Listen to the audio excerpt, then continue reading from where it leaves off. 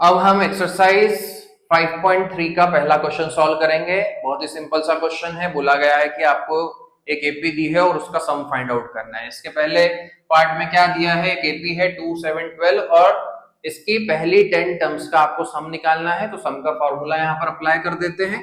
ए की वैल्यू 2 हो गई, डिफरेंस हो गया 5 का, और एन की वैल्यू 10 हो गई क्योंकि 10 टर्म्स का सम निकालना है। और S10 की वैल्यू आपको फाइंड आउट करनी है।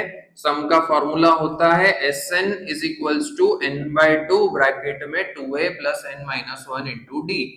ये जो रिप्रेजेंट करने का तरीका है, जिस तरीके से मैं आपको लिख के बता रहा हूं, वो भी बहुत इंपॉर्टेंट है।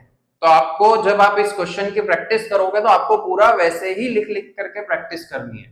हर क्वेश्चन में आपको फॉर्मूला भी लिखना है। ये रिप्रेजेंटेशन बहुत इंपॉर्टेंट है। आपका रिप्रेजेंटेशन कैसा है वो भी बहुत मैटर करता है। ओके, तो सम ऑफ 10 टर्म्स, n की वैल्यू 10 ले लेंगे, 10/2 ब्रैकेट में 2 into 2 plus 10 minus 1 into difference है 5 का। ठीक है, 10/2 5 ब्रैकेट में 4 प्लस 9 5 45। तो कितना आएगा 5 इंटू 49, 5 9 45, 5 चौक 20 और 4 24, 245। मतलब कि पहली 10 टर्म्स का सम कितना आ जाएगा 245। सिमिलरली इसके सेकंड वाले पार्ट में ए की वैल्यू हो गई -37।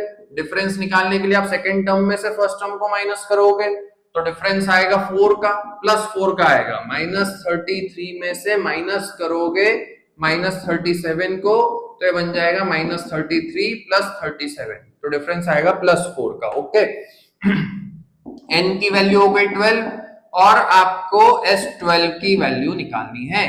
तो सम का एक्सप्रेशन होता है n/2 ब्रैकेट में 2a plus n minus 1 into D. ठीक है, sum of 12 terms is equal to 12/2 bracket में 2 into -37 plus 12 minus 1 11 into difference आएगा 4 का। 12/2 हो गया 6 ब्रैकेट में 2 इंटू -37, 2 7 14, 2 3 6 प्लस 1 7 -74 प्लस 44।